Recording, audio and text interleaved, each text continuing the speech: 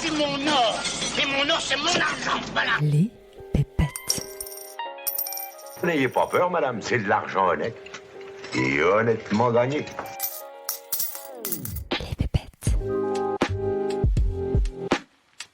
Bienvenue sur Les Pépettes, le podcast qui réconcilie sens et argent. Je m'appelle Aude Guyenne et je suis entrepreneuse sociale. Je constate qu'il y a souvent une dissonance entre argent et sens. Comme si ça sonnait faux de générer de l'argent en exerçant une activité qui nous passionne et en ayant un impact positif sur la société. J'ai donc décidé de prendre le micro pour donner la parole à celles et ceux qui maîtrisent le sujet et qui peuvent nous offrir un nouvel éclairage sur l'argent et sur le sens qu'on lui donne. Et si après ça vous voulez encore plus de pépettes, retrouvez-moi sur Instagram, les pépettes podcast, où je serai ravie de papoter avec vous et d'approfondir les sujets qu'on aborde ici. Alors c'est vrai qu'on a du mal à associer l'argent et certaines vertus. C'est vrai que c'est le défi que je me suis lancé quand j'ai démarré il y a 3 ans en indépendante, parce qu'il y a un imaginaire, mais qui est vrai d'ailleurs, où l'argent encore aujourd'hui finance une grande majorité d'activités destructrices. Et donc il y a quand même un petit choc culturel, je dirais. Tu vois, il y a une rencontre de deux mondes quand même qui s'opposent aujourd'hui, qui est de dire la croissance comme on l'imagine aujourd'hui, elle est destructrice. Et finalement, il faut imaginer peut-être pas une croissance, mais en tout cas une économie plutôt régénérative, là où il y aura quand même des limites. Alors que le monde de la finance, c'est une finance qui n'a pas de limite. Alors bien entendu, il y a une régulation, il y a de la réglementation, etc. Mais il y a ce sentiment de puissance dans la finance qui est sans limite. Et comme c'est une finance qui encore aujourd'hui est dominée par des valeurs masculines, eh bien ça manque à nouveau de sensibilité, ça manque de vision long terme. Il y a encore beaucoup trop de spéculation et on ne fait pas encore la connexion entre financer des activités pour l'intérêt commun, pour le bien commun, pour l'intérêt général, mais plutôt encore des activités qui donnent la priorité en fait à l'individu. Ça nécessite vraiment de shifter un peu sa philosophie. Et finalement, ça, c'est pas une question d'argent, c'est une question plutôt de questionner ses valeurs morales. Donc, il y a un travail, je dirais, de conscientisation pour tous les professionnels de la finance et presque de ramener des choses qui viennent du cœur. Et ça, tu le dis à des hommes, tu passes pour une hippie, tu vois. C'est pas évident. Mais il faut pas oublier que l'argent, c'est vrai que sans argent, il n'y a pas de changement.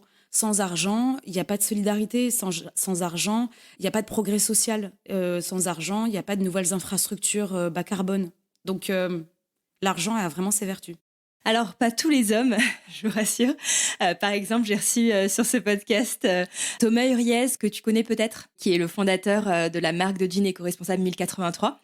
Et tu vois, lui, il me disait que gagner toujours plus d'argent, accumuler de l'argent, ça ne l'intéresse pas et il ne veut pas que ça l'intéresse.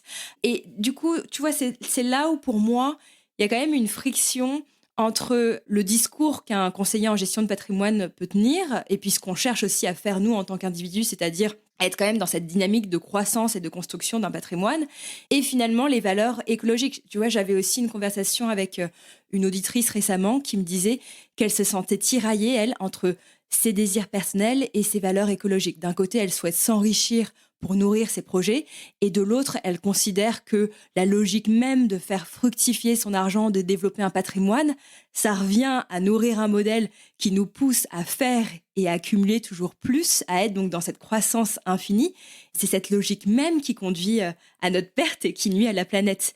Je ne sais pas comment répondre encore à ce genre de remarques, c'est pour ça que je suis curieuse d'avoir ton regard là-dessus. Oui, alors en fait, tu sais, moi ce que j'explique à mes clients, et particulièrement à mes clientes, parce que j'ai une clientèle quand même qui est très féminine, c'est que c'est important de s'enrichir, c'est important pour nourrir son sentiment de sécurité, c'est important pour, comme tu le disais, réaliser des projets de vie.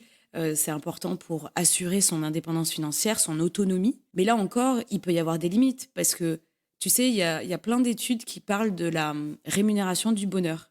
Il y a à un moment donné un certain seuil, l'argent n'apporte plus de bonheur. C'est-à-dire qu'en gagner plus ne te rendra pas plus heureux.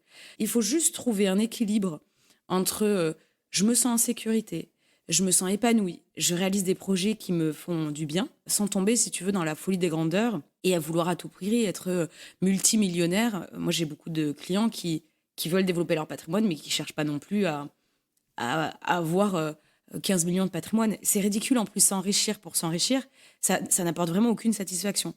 En revanche, s'enrichir pour se dire, je me mets à l'abri, je mets à l'abri ma famille. Et en plus de ça, avec cet argent, je peux aider d'autres personnes, je peux financer des activités qui ont du sens, qui font du bien à la planète.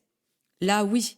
Mais c'est là encore où il faut vraiment questionner son rapport à l'argent. Et comme on le disait tout à l'heure, peut-être repenser la réussite sociale. Peut-être que la réussite sociale, c'est pas s'acheter une grosse voiture. Peut-être que la réussite sociale, c'est être à vélo et avoir le plaisir de se sentir quand même mobile, de pouvoir faire des choses, mais aussi de se dire que on ne détruit pas la planète. C'est peut-être ça la réussite sociale, c'est de se dire, je gagne 4 000 € par mois, j'arrive à payer toutes mes charges, je me sens en sécurité, j'offre des vacances à mes enfants, à mon mari, et je pars du coup en train en vacances. En fait, la question derrière tout ça, c'est peut-on vraiment créer de la valeur économique sans que ça se fasse au détriment de la planète ? Oui, c'est-à-dire qu'aujourd'hui, il y a vraiment des entreprises qui créent de la valeur, qui sont rentables, qui créent de l'emploi et qui ont des éco-activités. Alors, par contre, il ne faut pas tomber dans le leurre qu'on atteindra totalement la neutralité carbone. C'est-à-dire que l'activité humaine continuera à générer quand même des effets sur notre environnement. Mais ce qui est sûr, c'est que oui, les entreprises arrivent à changer leur modèle pour intégrer ces externalités, notamment environnementales, et se dire, OK, comment je fais pour produire ou pour délivrer un service en minimisant cet impact. Et heureusement, il y a des choses très réjouissantes, il y a des entrepreneurs très innovants qui arrivent à repenser ce modèle-là et donc à avoir un chiffre d'affaires élevé et à embaucher des gens. Donc, et c'est là d'ailleurs, c'est sur ces boîtes-là qu'il faut mettre la lumière. Malheureusement, encore aujourd'hui et à court terme, les grands gagnants de l'économie, c'est les pollueurs. J'espère qu'à un moment donné, on va atteindre un point d'inflexion et que de plus en plus, les grands gagnants, à moyen terme, seront les entreprises et les entrepreneurs les plus éthiques et les plus vertueux. Ils le faut en tout cas.